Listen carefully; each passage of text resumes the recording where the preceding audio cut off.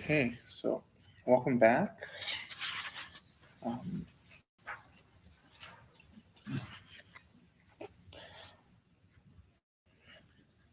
so tonight I wanted to continue um, our practice with the Medicine Buddha um, Tantra and the practice associated with Medicine Buddha, and also talk a little bit about how we can use this practice given the current kinds of violence that we're experiencing and witnessing right now.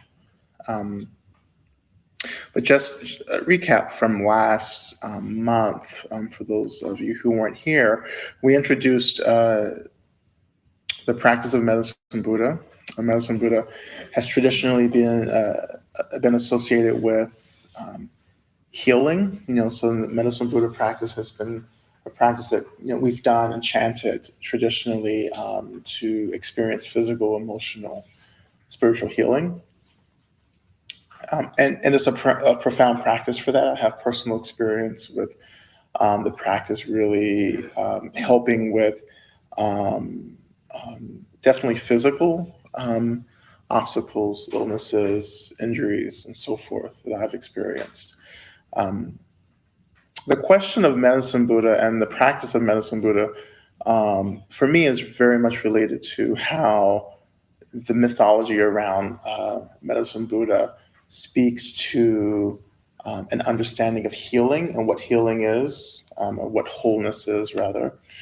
Uh, the story of Medicine Buddha is a very similar story related to many beings within this mythology that have, through many lifetimes, worked to accumulate wisdom and merit, and has resulted in the experience of enlightenment for an individual, um, in the manifestation of Buddhahood and appearing in the world as an enlightened Buddha. So, with Medicine Buddha in particular, his mythology is really about a being who had, over many lifetimes, developed an aspiration to free beings from suffering. And so that's the development of bodhicitta. In particular, Medicine Buddha was very much um, committed to social justice. So he was very much committed to issues of equality, issues of fairness. When we read the Medicine Buddha Tantra, we understand that the Medicine Buddha, life after life, developed 12 aspirations. We call them the 12 aspirations of Medicine Buddha. And this is something that I really actually find it to be very believable in particular. So this idea that someone can be reborn and pick up kind of these aspirations that they've developed over other lifetimes. Um, and I believe that because, a very similar thing happened to me in this life. If you read, so Radical Dharma, if you read my chapter um, on called the seven movements. I talk about in one of the movements about my own aspirations to practice Dharma and to become a Dharma teacher, kind of miraculously appearing out of nowhere. Before I had a practice, before a sangha, before a teacher, before refuge, before bodhisattva, before really anything. And how those aspirations, there were three aspirations, how they kind of just appeared out of nowhere with no context. It was no thinking before ahead of time. It was no discernment. It was just sitting one day and just these three ideas popped in my head, very well formed, very, very clear. Um, and so from that point on, I really actually became a believer that we can actually develop aspirations um, in other lives. And then those aspirations, if we really invest in the cultivation of those aspirations, especially if those aspirations are about benefiting ourselves and others, or rather benefiting mostly others, and then of course that benefits our practice. Um, those are, I guess, really deeply imprinted into our consciousness, and that guides us through each rebirth. If you buy into the rebirth and reincarnation. Um, so aspirations for me after that realization really became very important. And anytime I wanted to accomplish something, then the advice my teachers would give me was to start making aspiration prayers. So, and I still do that now. Of course, larger aspirations to achieve enlightenment, to benefit beings, and so forth. So, very mundane aspirations like, you know, like, getting something I really want, like a new car, or so. But all of that, I think, is about focusing, training our minds, and I think when we are able to do that, causes and conditions begin to shape around that. We unconsciously begin to move forward and to accumulate the things that we need, um, especially if it's really for the benefit of others.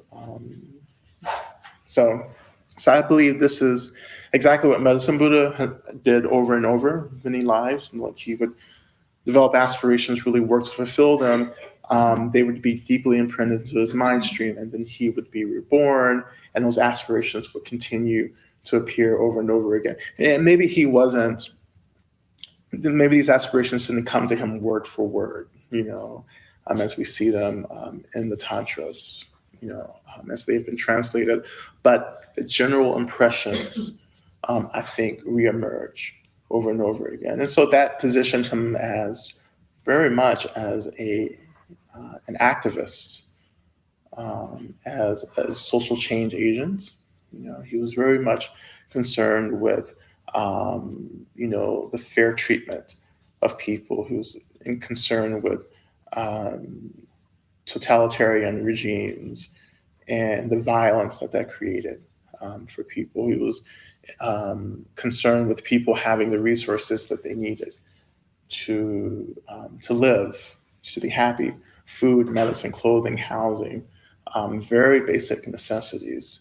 Um, and so for me, that makes him a very interesting figure and practice to engage with and to engage in.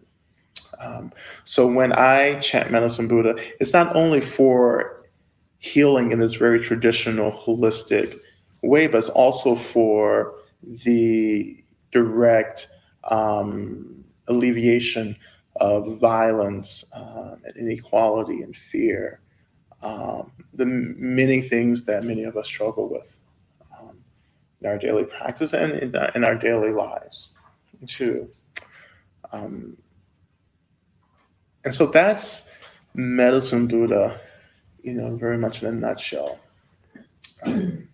So when we think about some of the things that we've been experiencing, and I've been really, I've been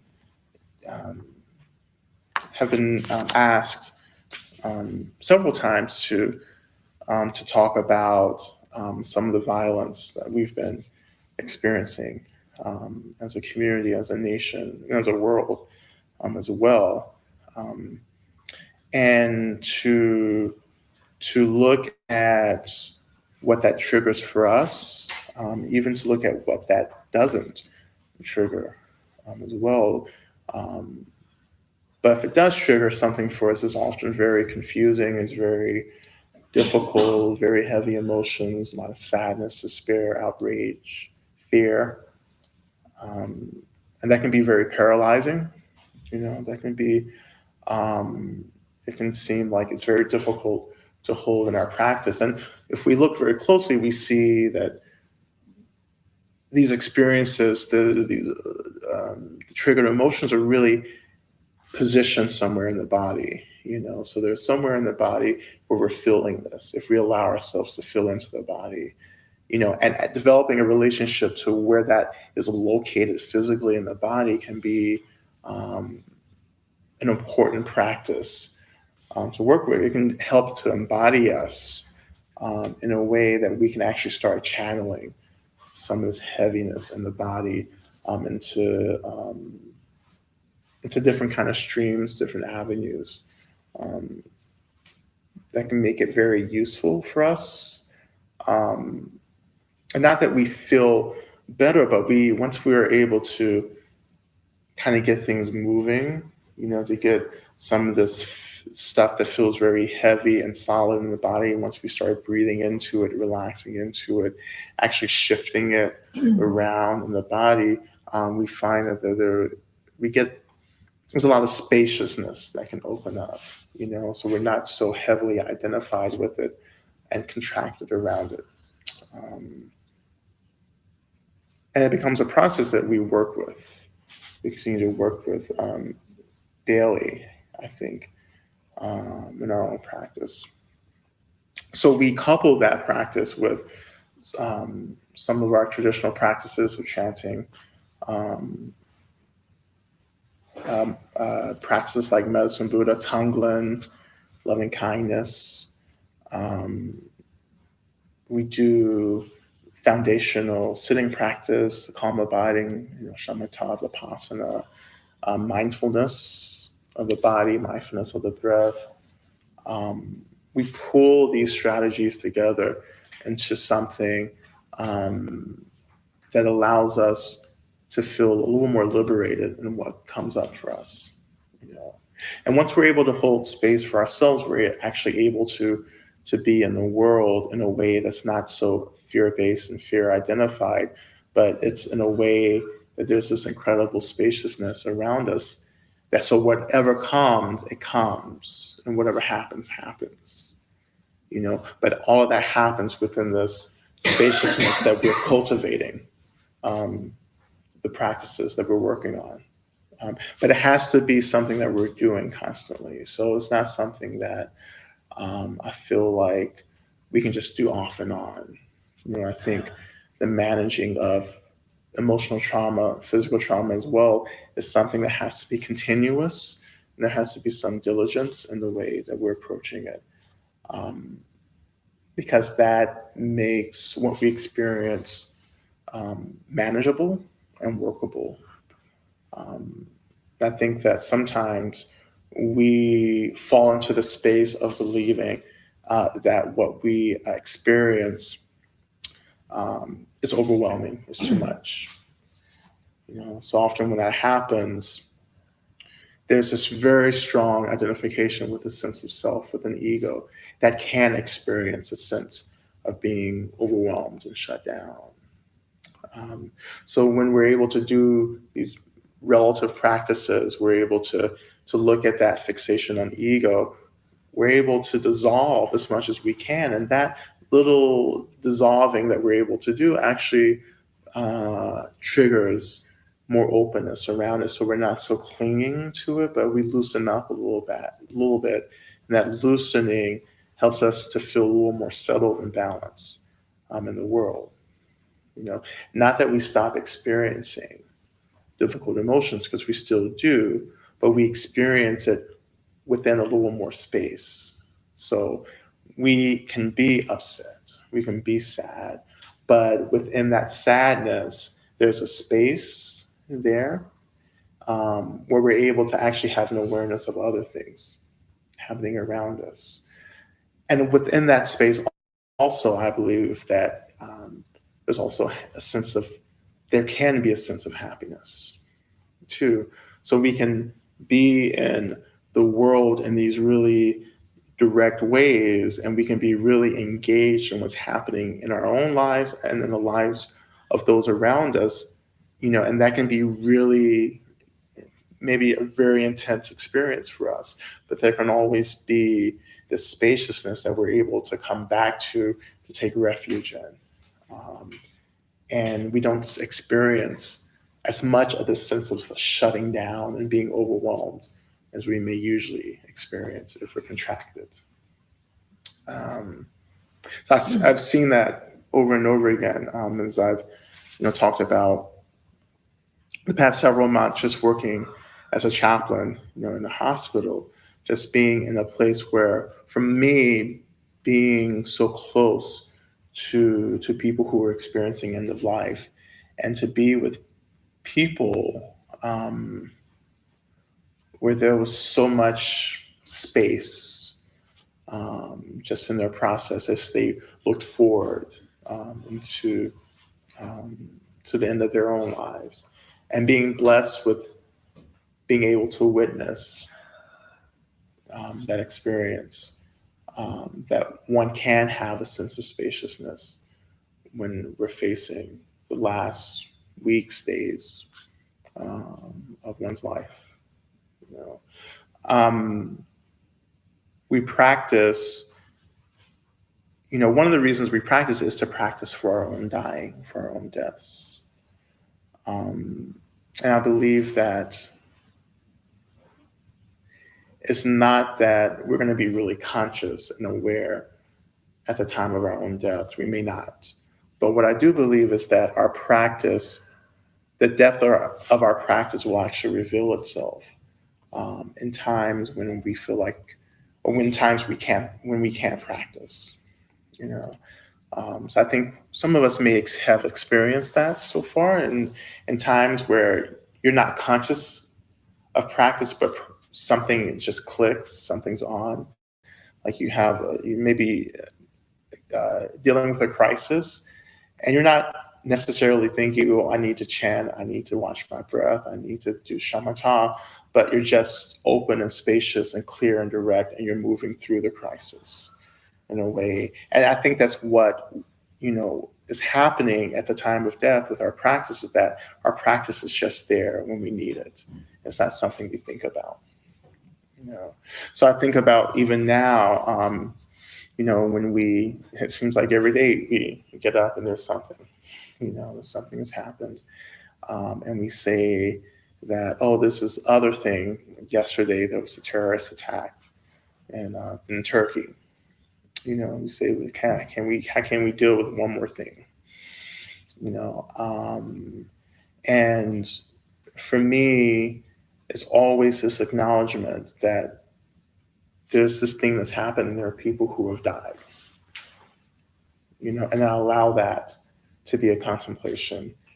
And as I'm working in with this contemplation, just allowing my heart to open up, the empathy to open up, the compassion, everything. I pull in all these relative practices that we work with, and allow that spaciousness to be there, to remember, to honor. And it was the same for the Orlando shooting as well. It's very easy for us to shut down and to put that aside and say, well, that didn't happen in Massachusetts or in North Andover. Because nothing ever happens in North Andover.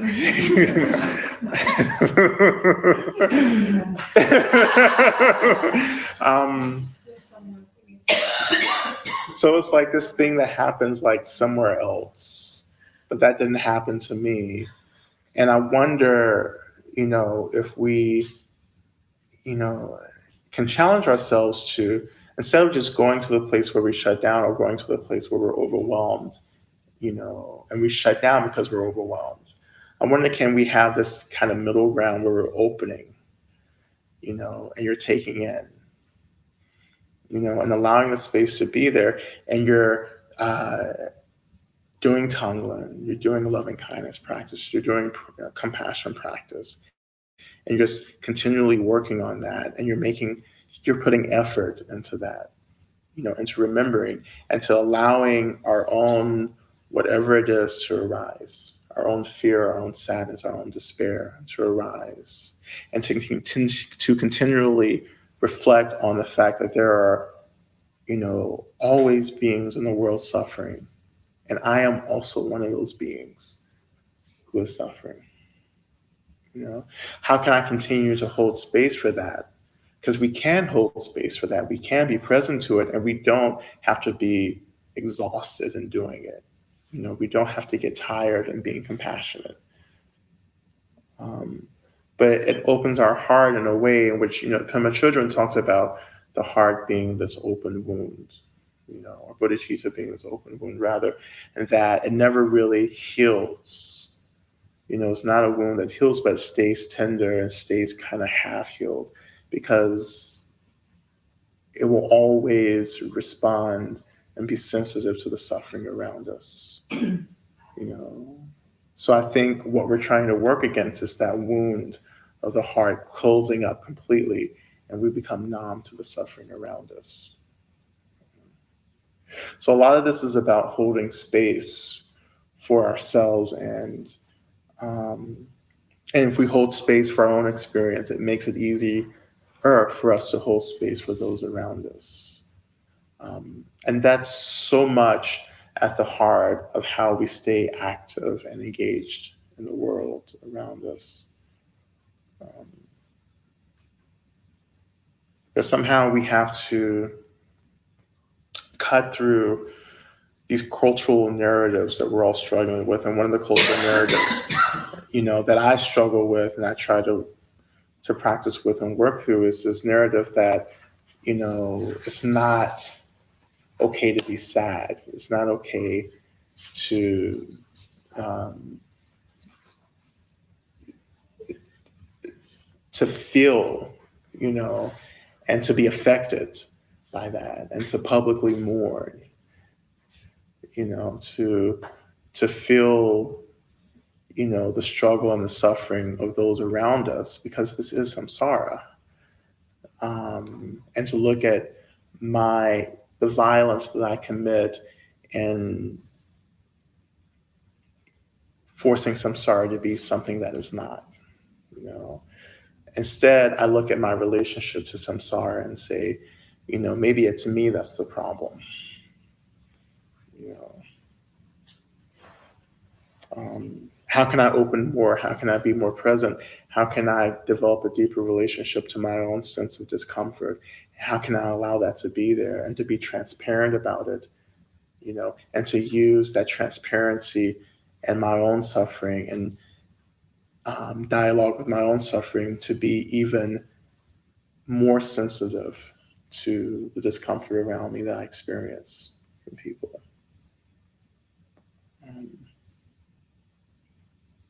And how can I do that and cultivate the spaciousness for me to remain in the world and not overwhelmed and not shut down? How do I remain raw and open? Which is those are very strong words, raw and open. You know, um, and knowing that we won't know everything that's happening in the world. We won't know everything, all the acts of violence, but we will know only what we have access to, what's reported and what is, it's given to us in the media, you know. But even that's enough for us to say, this is what I see, this is what I'm able to read and witness, and I know that there's much more happening, and there has always been much more happening, and I want to acknowledge that. You know, there are many lives that are lost every day in the world. And I think it's really beneficial for us just to have a simple practice where every day we're just acknowledging that. When you wake up, you wake up and you contemplate, so many people did not make it, tonight. So many people did not wake up, and I have this fortune of waking up, and living another day. How can I do that? Honoring all those lives that have been lost since I went to sleep. So really just basic remembrances like that are important to keep us connected. Um, and to, and we talk about the world and the violence in the world, and bringing that back a little bit instead of like putting everything on the world, because what is the world? I don't know. So we are the world. So when I talk about the violence in the world, another thing that I'm actually saying is I'm talking about the violence in my experience, how I am both a victim and a perpetrator. and that I have hurt many people. I may not have killed anyone. At least I hope I haven't killed anyone. Um, but I've said many harsh things. I've hurt many people's feelings. I've broken many promises. I've gotten into a few physical fights before. Um, but I'm not the saint. I understand the nature of violence because that's been so much of my experience, growing up. Um, and we understand violence, in ways that we're not comfortable in acknowledging and admitting. Um, so, how can I, again, use the practices that I'm learning? How can I use this act of remembering to limit the harm that I commit to myself and to others around me? Both physical harm and also psychic, emotional harm and violence. And often, a lot of this violence happens through our speech, through harsh words, through criticism, through, like harming speech, like that. Um,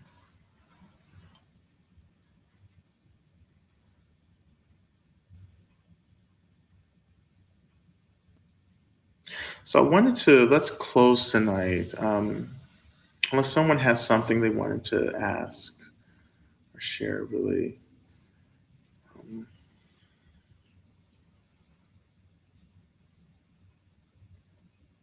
So if no one has something, you can come to me afterwards too, after we finish. Um, so I'm going to chant Medicine Buddha for the next couple of minutes. And when we're chanting that, just really bringing to mind just actually offering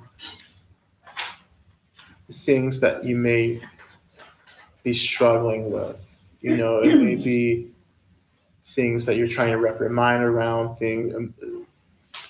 certain emotions, certain feelings, certain conflicts, obstacles that you're experiencing, and just visualize in a way offering these things up. And we can visualize the sense of Medicine Buddha in front.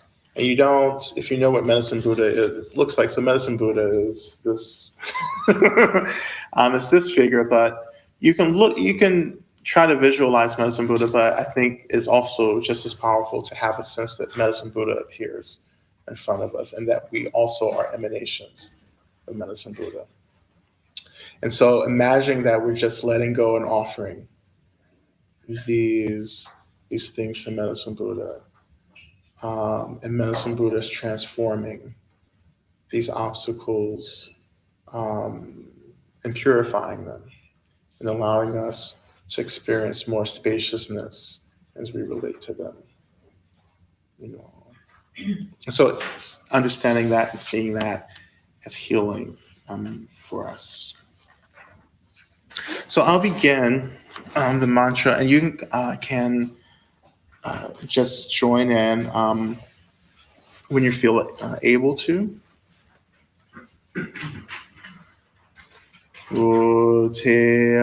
Taun begenze ma begenze ratsa sumangate soha taun begenze ma begenze ratsa sumangate soha taun begenze ma begenze rasa sumangate soha taun begenze ma begenze rasa sumangate soha taun begenze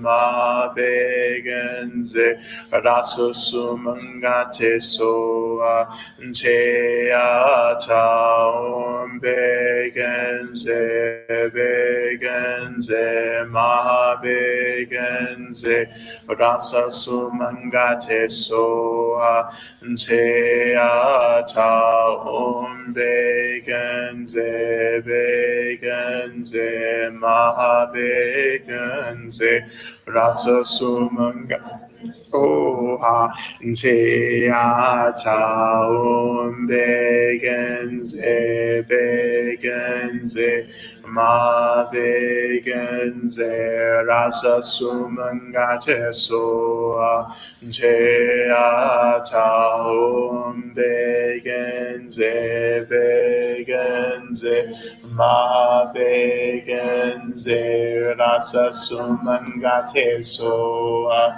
Teata Begenze Begenze Ma Begenze Rasa Sumangate Soa Teata Begenze Begenze Ma Begenze Rasa Sumangate Soa Teata Begenze Begenze Ma Begenze Rata Sumangate Soha Teata Begenze Begenze Ma Begenze Rasa Sumangate Soha Teata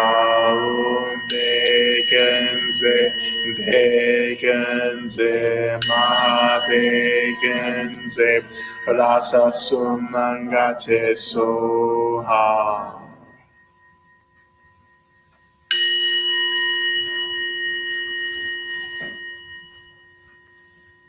Just dissolving the sense that Medicine Buddha is in front, allowing that the light from Medicine Buddha, from the desolation to dissolve into our own heart centers.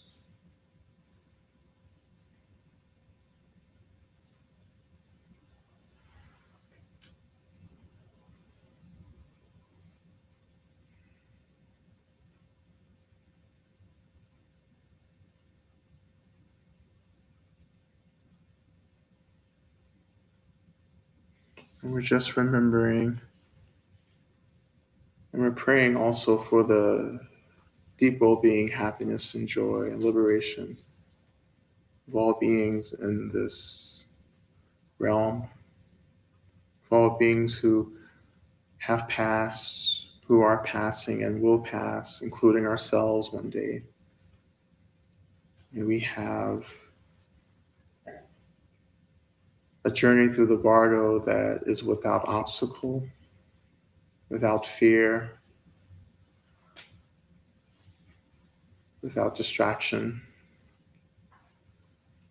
and that may we and all beings continue to achieve precious human rebirths, where we're able to meet the Dharma over and over again, practice with authentic and realized teachers who are teaching authentic Dharma. May we always meet with the communities, sanghas, who support our practice. And that all this continues to happen over and over again until one day we achieve complete and unsurpassable enlightenment. And then when we do, may we return as Buddhas into this realm like Medicine Buddha, like Tara, like Amitabha, and many others. And may we continue to guide beings to enlightenment.